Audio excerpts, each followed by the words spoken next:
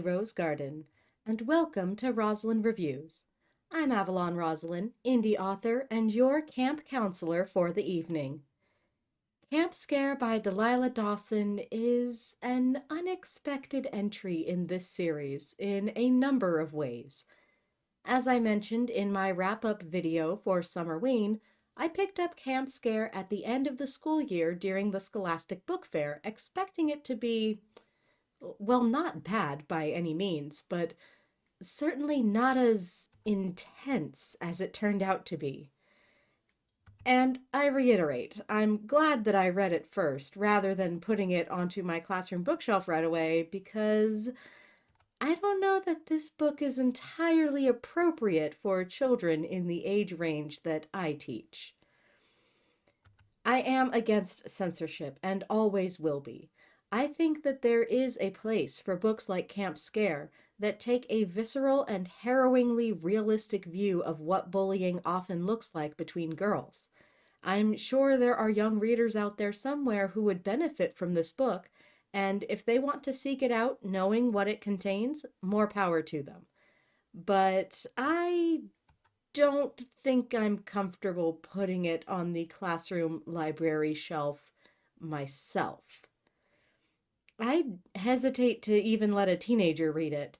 It is that dark, including very realistic depictions of bullying, social ostracization, isolation, and suicide. Technically, there's nothing too adult about this book. No swearing, no sexual content, and even the violence, while upsetting to read, isn't too graphic. But there is an intensity to this book that seems just way too real for a younger audience. Maybe this is an example of a book that kids are able to read at a surface level and be fine with, while adults come away more disturbed, but it really feels like an adult horror book that just happens to follow child characters. Before I get any more ahead of myself, the plot. Camp Scare follows Parker, a girl who's being bullied at her school.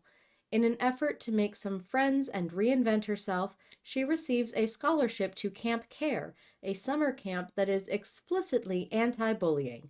In fact, her status as a victim of bullying is what got her into the camp.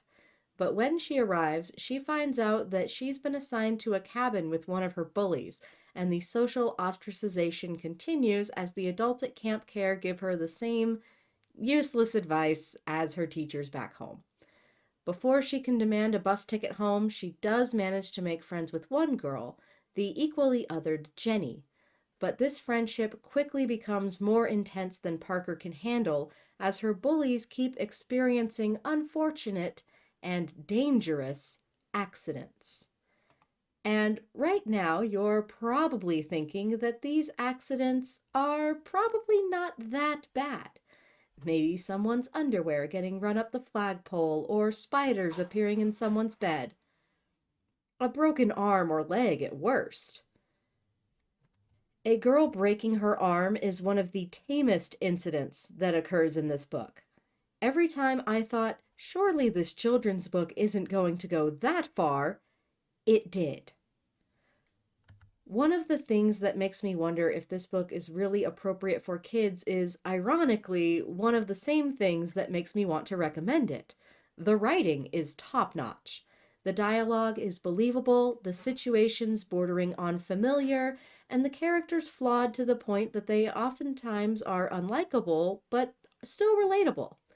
There is no rose-tinted veneer over childhood memories of summer camp, and for a moment I sincerely wondered if there might be a tragic end to the story. Again, I must stress, I got this at a Scholastic Book Fair, and I still doubted that the main character would be all right in the end. I still doubt that she is. The tone of this book truly felt like it was written for adults and just happened to feature child characters. I would not be surprised if I found out that Delilah Dawson had originally pitched this book as an adult horror novel, only to have the ages of the characters lead to it being edited and marketed as a middle grade book instead. which leads to the ever-present discussion of where is the line that separates children's fiction from adult fiction? A lot of the time, this discussion revolves around spicy scenes, but that doesn't apply here because this book doesn't include that content. This book isn't even young adult. This book is for preteens, ages 10 to 12. And I think it was more disturbing than some of the adult horror I've read. If you've watched my channel before, it should be fairly obvious that I love horror content for kids. Daka Herman's works have been on my radar as they build a horror universe for kids, and I try to keep my finger on the pulse of new horror authors who write for younger audiences. And those books, like The Nightmare King and Hide and Seeker, could be pretty intense for kids. Yet I never felt like they were too much, even if they managed to give me a fright. So what makes Camp Scare different? I'm going to put the spoiler warning here because it's very difficult to talk about this book in depth without going into the spoilers. If you're at all familiar with the conventions of the horror genre, I don't think you'll be even slightly surprised by the twist, but I'm putting it here anyway. Thank you for watching this far into the video. There are spoilers ahead. If you would rather enjoy this media without spoilers, please stop here. But before you go, I'd really appreciate it if you left a like, comment, and subscribe to the channel. You can also check out the links in the description for other ways that you can support Roselin Books, such as purchasing my books or becoming a supporter on Patreon or Ko-fi. Thank you so much, and I hope to see you again soon. Okay, so let's get right into what I think threw me off about this book. How mean-spirited it is.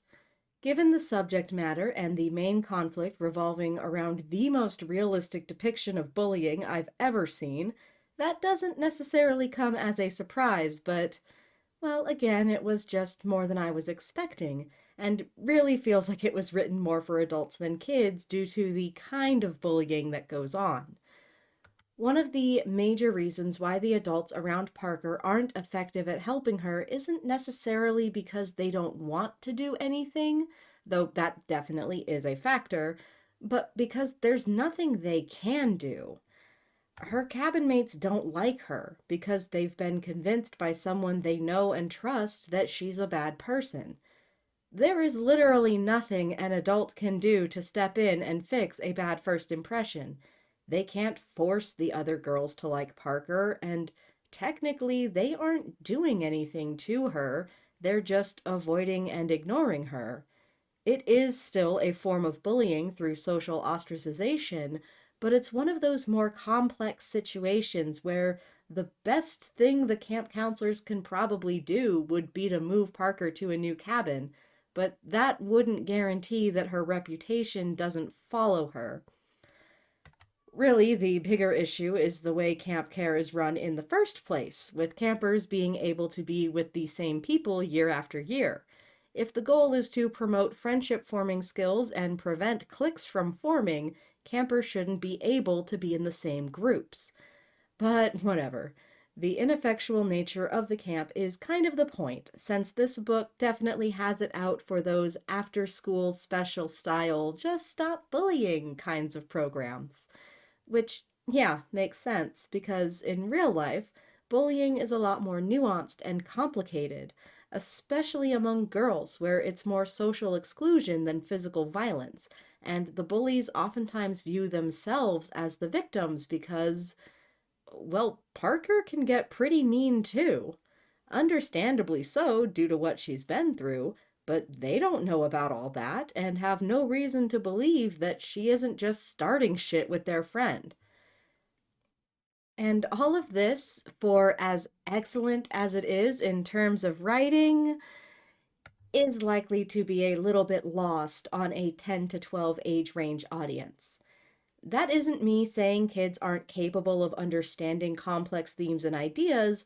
That's me saying this is complex for adults to understand and is presented in a way that honestly just doesn't feel like it was written with a young audience in mind. I know it sounds like I'm criticizing the hell out of this book, but I want to stress that this is not bad writing. I actually liked this book a lot once I realized how far it was willing to go. I just don't necessarily think it's appropriate for children, especially when it comes to the big reveal. So, unsurprisingly, Jenny is a ghost. The dark secret that the camp is hiding is that she was bullied into committing suicide in the past by one of the current campers' parents. Again, highlighting the idea that bullies are fully capable of seeing themselves as victims. Not only does the woman who ostracized Jenny not consider her death to be in any way connected to her behavior, but she thinks Jenny was the one being weird and obsessive and making her uncomfortable, and is fine with sending her own daughter to the very same camp. This is one of the areas that I wish was explored a little further because I think there should have been a stronger reaction from the daughter to finding this out about her mom. Parker and Cassandra have to work together to save themselves when Jenny goes homicidal on them, but I still didn't get the sense that they had fully buried the hatchet. I really wish there was an epilogue that showed Cassandra treating Parker more nicely at school and the two of them getting along. Maybe not close friends, but using some of what they learned from this experience to make Parker's life better. The other thing that I think got me about this book is yes, Jenny is a ghost and is able to use that fact to get away with some of the horrible things she does, but they aren't things that a regular person couldn't do. In fact, Parker ends up being the primary suspect for all the accidents, which only makes her more of an outcast from the rest of the campers. And as I said before, it's pretty serious stuff. The one that made my jaw actually drop was when the group went on a nature hike to identify plants and mushrooms and discovered destroying angels. And I thought, this feels like foreshadowing, but there's no way that what I think would happen would actually happen. And it does. Graphically, realistically. It is straight up stated on the page that if the girl who was poisoned with destroying angels doesn't get treated at the hospital immediately, she could die. She does not appear again in the rest of the book. There is not even a mention of her recovering in the hospital. Did she die?